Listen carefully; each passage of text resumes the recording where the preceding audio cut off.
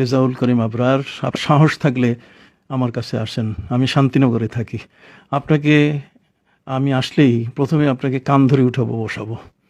আপনি এই ধরনের একজন আলেম হয়ে আপনি শায়েখ বনা শুরু করেছেন, আপনি ইসলামের স্কলার বনা শুরু করেছেন। আমি কি আপনাকে এ কথা বলতে পারি না? আপনি আমার সম্পর্কে আপনি এই দু ধরনের পোস্ট আপনি দিলেন, অথচ একবারও আপনি কিন্তু আমাদের কাউকে জিজ্ঞেস করেছেন?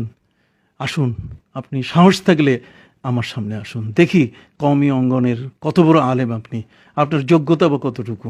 আমি শুনেছি আপনাকে নিয়ে অনেকেই বাজে মন্তব্য করে। আপনি একজন চ্যাংরা মানুষ, একটা ছোট বয়সের মানুষ।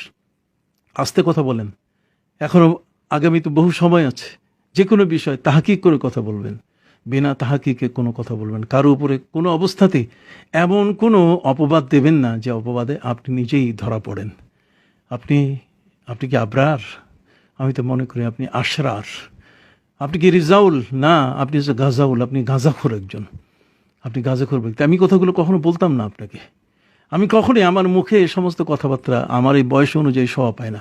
কিন্তু আপনার মতো এই ধরনের বেয়াদবকে সোজা করার জন্য এই ধরনের শব্দ প্রয়োগ করা এখন অত্যন্ত জরুরি হলো।